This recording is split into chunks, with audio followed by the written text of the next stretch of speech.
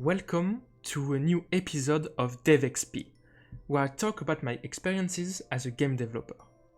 Let's talk about pixel art and how I went from this thing to my first published Steam game. And as you might have heard, my pronunciation is not the best. So I let someone who is good at it voice the video. Hey, voiceover guy here. I'll be impersonating the dev from now on. First, drawing technique.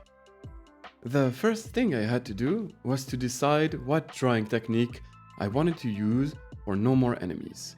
And to do so, I had two main points to keep in mind. The first one, I'm abysmal when it comes to drawing. Best I can do is a stickman in his little house. Secondly, because of this terrible level I've got in drawing, I really wanted to learn and improve myself. Reason why I didn't want to take art from somebody else or even use AI generated pics. I was left with two choices: learn either pixel art or hand drawing.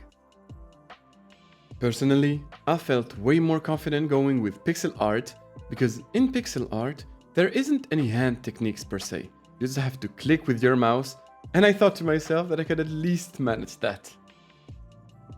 However, that doesn't mean that pixel art is super easy. Because pixel art is mostly about pixel positioning and coloring, it makes the placement of your pixels really important. And a single misplaced pixel can sometimes ruin your whole drawing. Also, by going for pixel art, I didn't have to buy a graphic tablet to draw with, because there was absolutely no way that I would end up drawing with a mouse. Once I've decided which drawing technique I wanted, I had to start learning.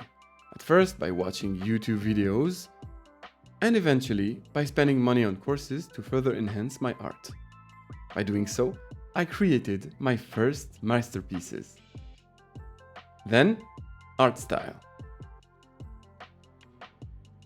For your information, I decided to use Sprite to draw No More Enemies.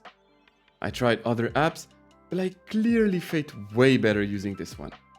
After a few months, I had trained enough to be able to bring my ideas into life. But I still had one main issue.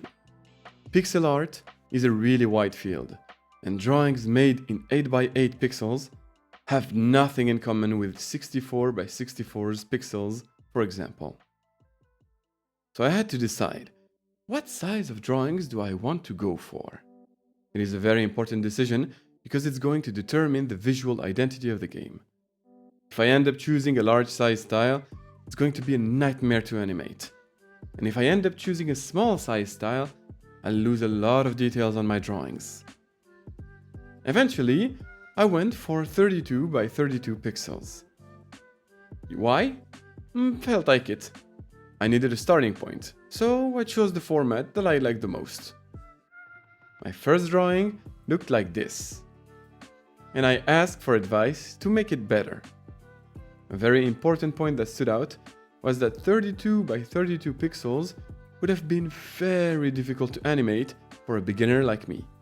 That's when I decided to go for the easier 16x16 pixels, even if it meant I had to change the design of my monsters.